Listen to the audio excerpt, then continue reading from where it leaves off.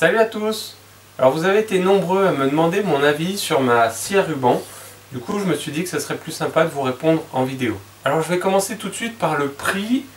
Je l'ai acheté en février 2016, donc il y a à peu près 8 mois, pour la somme de 400 €.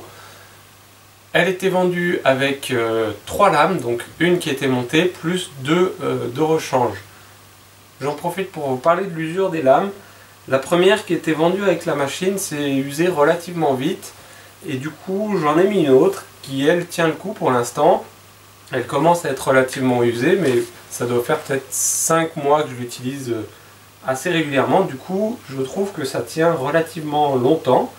Voilà, il va falloir que je la change prochainement. Donc là je vais vous parler un petit peu de pourquoi je me suis tourné vers ce genre de machine pour couper le métal. La première qualité que j'ai trouvée, c'est ici que c'était une machine portative. Donc une fois que j'ai fini de m'en servir, je la débranche et je la range dans un coin de l'atelier. Elle ne prend pas énormément de place. La seconde, c'est que le système de scie à ruban tourne relativement lentement par rapport à une meuleuse ou une tronçonneuse, ce qui fait que ça n'échauffe pas ou très peu le métal. Donc ça l'échauffe quand même un petit peu, mais quasiment beaucoup moins qu'une meuleuse. Ce qui fait que l'état de surface de la coupe est relativement propre. Il y a quand même besoin d'un peu débavurage, mais franchement c'est vraiment clean. Il n'y a pas de bleuissement du métal, il n'y a pas de grosses bavures, etc. Le dernier critère de choix, ça a été le type de section de tube que j'utilise le plus. Et j'utilise rarement des tubes de plus de 10 cm, même très rarement. En général c'est plutôt du 50 ou 50 mm, du 5 cm, du 40, du 30, la majorité c'est du 30 et du 20, et après enfin de toute façon du plus petit. Du coup ici elle est donnée pour un diamètre de 105 mm, du coup c'était largement supérieur à ce que je voulais faire. Et si jamais j'ai des tubes ou des sections plus grosses à couper, je me débrouillerai autrement. Voilà un petit peu pourquoi je me suis tourné vers ce genre d'outil. Maintenant je vais vous parler des qualités de cette machine, ensuite des défauts, et ensuite de mon avis général, on va dire. Mais déjà je vais vous dire, je suis très déçu de cette machine. Comme ça on sera clair, ça ne sert à rien d'attendre la fin de la vidéo. Là déjà vous savez, mais je vais vous expliquer pourquoi.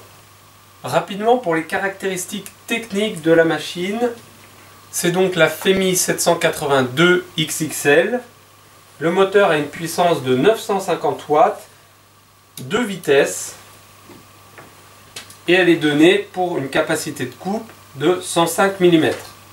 Donc pour moi, les principales qualités de cette machine, donc en plus de celles que je viens de vous expliquer, ce sont donc ces petites manivelles de réglage qui sont, je trouve, très pratiques, donc débrayables, ce qui de toute façon on n'a pas la possibilité de faire le tour, donc on les débraye, on tourne et on dévisse par exemple. Voilà. Donc c'est pas propre à cette machine évidemment, mais je trouve qu'en tout cas ici ça fonctionne très bien. Autre qualité qui m'a fait pencher pour ce choix d'outil, c'est qu'on peut l'incliner un petit peu comme on veut pour pouvoir faire des coupes jusqu'à 45 degrés.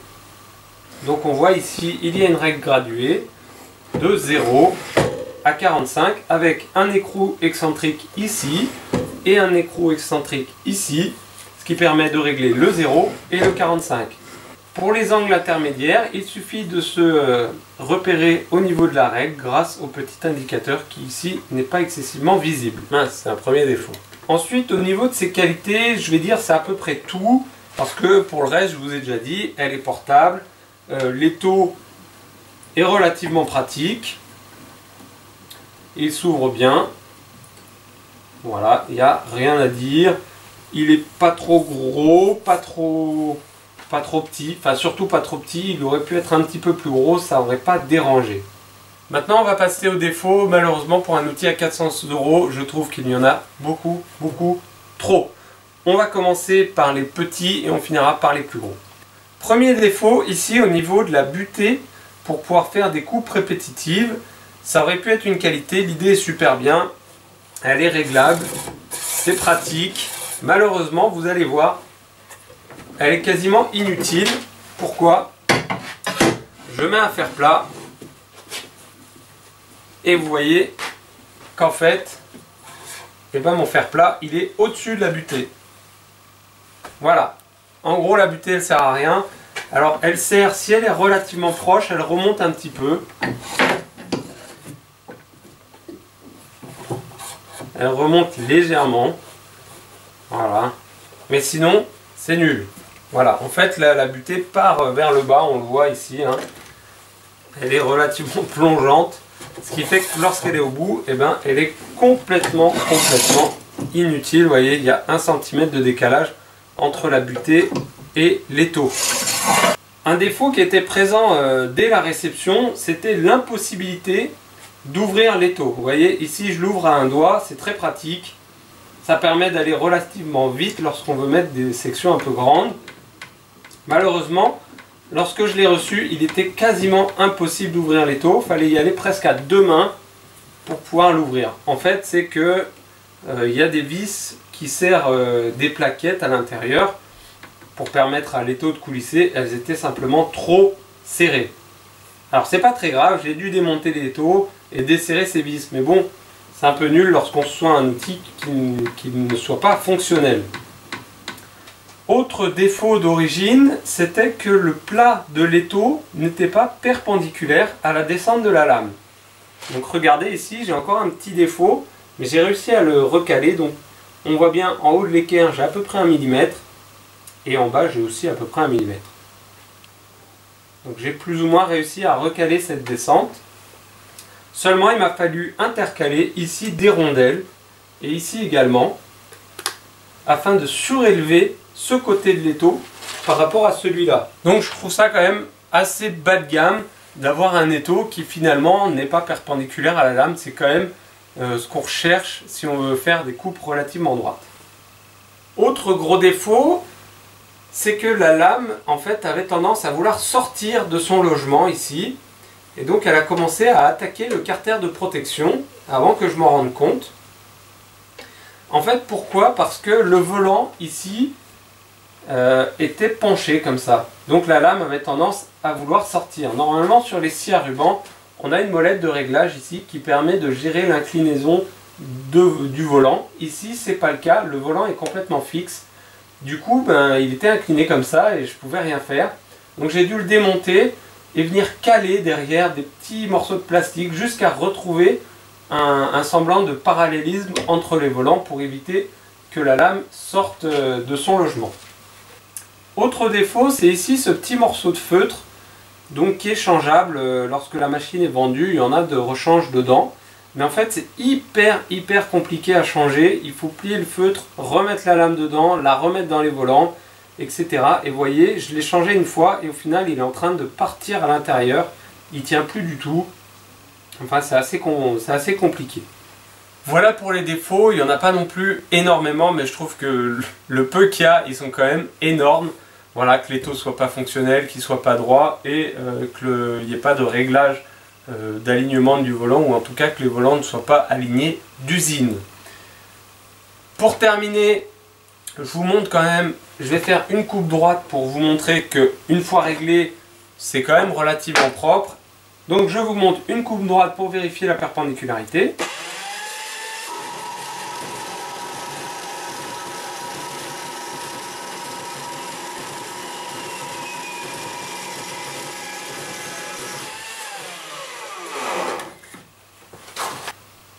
Donc on n'est pas parfait au niveau de la perpendicularité, mais c'est normal parce que la souplesse de la lame sur la descente a tendance à partir un peu de biais, à dévier légèrement, mais vous allez voir, maintenant on va faire une coupe à plat et ça va être beaucoup mieux.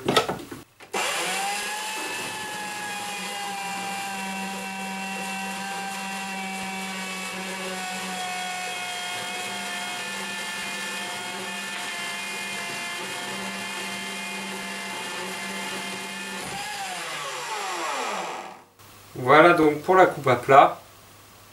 Donc on a quand même un équerrage qui est quand même assez bon, en tout cas largement acceptable.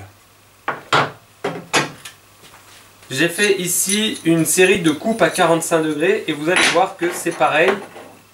Une fois que la machine est réglée, et ben on a quand même, voilà, on a quand même quelque chose de relativement exact. Donc vous voyez, ici j'ai un petit jour, mais sur le reste, on est quand même relativement propre. On a un carré assez joli. Voilà, donc une fois réglé, la machine reste quand même assez fonctionnelle. Pour mon avis, je trouve que 400 € pour un bricoleur amateur, un bricoleur du dimanche, vous l'appelez comme vous voulez, je trouve que 400 € c'est quand même une grosse somme. Et malheureusement, lorsqu'on achète ce genre d'outil, on a un peu l'impression de s'être fait avoir. En tout cas, je reste convaincu que c'est le type d'outil qu'il me fallait. À l'utilisation au quotidien, j'en suis quand même très content. Même si je ne sais pas combien de temps elle va me durer. Et que pour 400 €, pour moi, c'était un gros investissement. Je pense que pour n'importe quel bricoleur, 400 € c'est quand même beaucoup. Je pense que sur ce type d'outil, finalement, c'est au moins 600 voire plus qu'il faut mettre si vous voulez vraiment être content. À mon avis, si vous voulez vraiment être content, c'est au moins 800 €. Donc quasiment le double de ce que j'ai mis là. À regarder un petit peu sur internet, je me suis rendu compte que c'était un modèle qui était fabriqué, à mon avis, en Chine, c'est même sûr, et qui était vendu sous plein d'autres marques, mais c'est exactement le même modèle, le même moteur, les mêmes boutons, la même poignée, juste il y a les couleurs qui changent et les autocollants dessus. Voilà, donc faites attention, je pense pas que d'autres marques avec exactement le même design, la qualité soit vraiment meilleure. J'espère vous avoir éclairé un petit peu sur ce type d'outil et sur ce modèle-là en particulier. Maintenant, c'est à vous de faire vos choix. Vous connaissez les défauts et les qualités. Si jamais vous avez des questions de choses que j'aurais oublié de noter ou de dire, eh ben, n'hésitez pas à le demander en commentaire de cette vidéo. Je me ferai un plaisir d'y répondre. Voilà, et ben n'hésitez pas à partager, à vous abonner, à liker. Enfin voilà, faites tout ce que vous voulez. Moi, je vous dis à bientôt et d'ici là, bricolez bien. Ciao!